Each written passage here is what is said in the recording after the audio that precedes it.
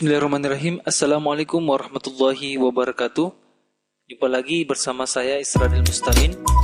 Di video kali ini kita akan membahas seri mata kuliah pengembangan bahan ajar matematika. Jadi kita akan membahas bagaimana atau seperti apa pengembangan bahan ajar itu pada bidang pendidikan matematika. Silakan disimak dan nonton videonya sampai selesai. Semoga dalam penjelasan ini bisa menambah wawasan untuk kita semua. Selamat menonton.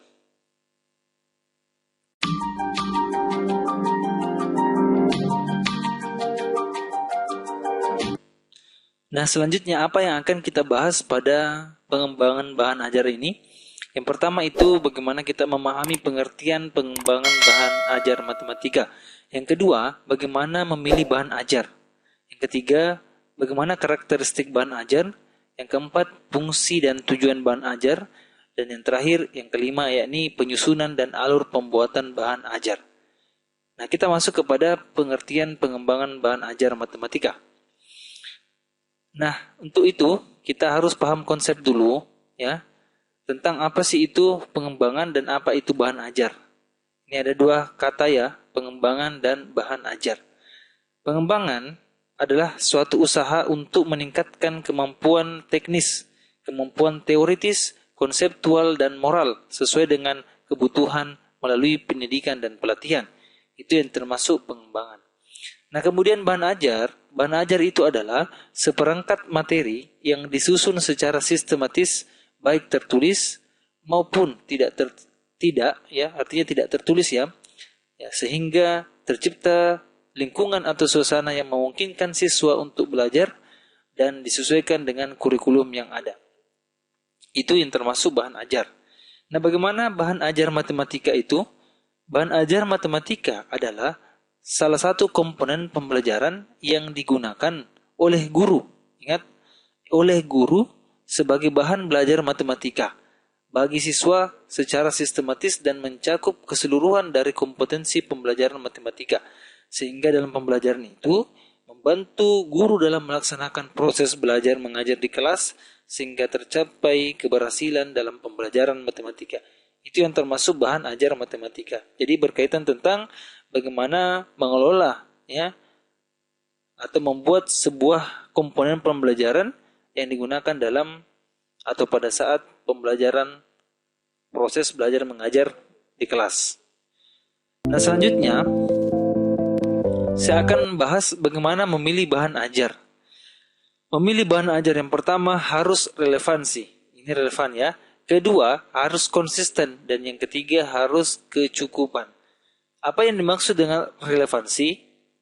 Ya, kita lihat relevansi materi pembelajaran yang dipilih memiliki relevansi atau keterkaitan dengan pencapaian standar kompetensi dan kompetensi dasar. Itu yang termasuk relevan. Yang kedua, harus konsisten. Yang dimaksud dengan konsisten, berarti dia ada kesesuaian jumlah atau banyaknya antara kompetensi dengan dan bahan ajar. Misalkan jika kompetensi dasar yang direncanakan ada 4 macam, maka bahan ajar yang harus diajarkan juga harus meliputi 4 macam. Itu ya. Yang ketiga ada namanya kecukupan. Nah, kecukupan yang dimaksud di sini adalah materi yang diajarkan hendaknya cukup memadai. Ya, artinya bisa membantu siswa menguasai kompetensi dasar yang ditentukan. Materi pembelajaran tidak terlalu sedikit dan juga tidak terlalu banyak. Jadi harus cukup dan bisa membantu siswa dalam menguasai sebuah bahan ajar itu. Nah, itu memilih bahan ajar. Selanjutnya, karakteristik bahan ajar. Yang pertama, ya, kita bisa mengenal bahwa ada namanya self-instructional. Self-instructional ini, bahan ajar itu artinya dapat membantu siswa mampu membelajarkan diri sendiri dengan bahan yang ajar dikembangkan. Ya, itu yang pertama ya. Yang kedua, ada namanya self-contained. Ya, seluruh materi pelajaran dari satu unit kompetensi atau subkompetensi yang dipelajari terdapat di dalam satu bahan ajar secara utuh. Yang ketiga, ada namanya stand alone. Ya, stand alone di sini bahan ajar yang dikembangkan tidak tergantung pada bahan ajar lain atau tidak harus digunakan bersama-sama dengan bahan ajar lain. Yang keempat, ada namanya adaptif. Adaptif ini mampu menyesuaikan diri ya. Bahan ajar hendaknya memiliki daya adaptif yang tinggi terhadap perkembangan ilmu dan teknologi. Ya. Kemudian yang kelima, ada namanya user friendly. Yang dimaksud di sini bahwa setiap paparan dari informasi yang ditampilkan bersifat membantu dan bersahabat dengan pemakainya, termasuk kemudahan pemakai dalam merespon dan mengakses sesuai dengan keinginan.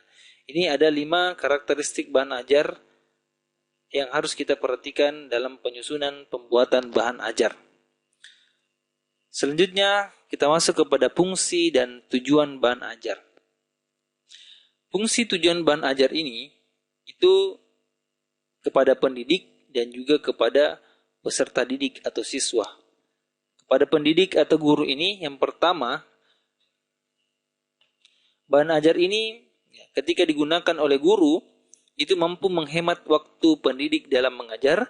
Kemudian yang kedua adalah mengubah peran pendidik dari seorang pengajar menjadi seorang fasilitator. Dan yang ketiga, pendidik dapat meningkatkan proses pembelajaran menjadi lebih efektif dan interaktif. Itu fungsi bahan ajar pada guru atau pendidik. Kemudian fungsi ajar ya, kepada siswa, yang pertama itu membantu siswa untuk belajar sendiri tanpa ada harus pendidik. Itu yang pertama. Yang kedua, membantu siswa untuk dipakai kapan saja yang ia hendaki. Artinya bahan ajar ini ya siswa bisa gunakan kapanpun dan dimanapun sesuai dengan kebutuhan. Ya. Kemudian yang ketiga, membantu siswa untuk menjadi pelajar yang mandiri.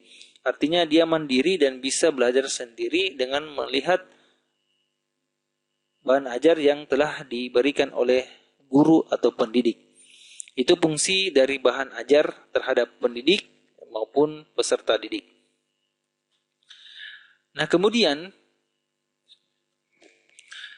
Nah, selanjutnya tujuan bahan ajar. Tujuan bahan ajar ini, yang pertama, menyediakan bahan ajar yang sesuai dengan tuntunan kurikulum dengan pertimbangan kebutuhan peserta didik. Yang kedua, membantu peserta didik dalam memperoleh alternatif bahan ajar di samping buku-buku teks yang ada itu terkadang sulit diperoleh oleh siswa. Yang selanjutnya, memudahkan guru dalam melaksanakan pembelajaran. Nah, itu tadi fungsi dan tujuan bahan ajar itu.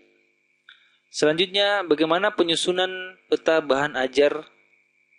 Misalkan di sini saya mengambil contoh mata pelajaran matematika.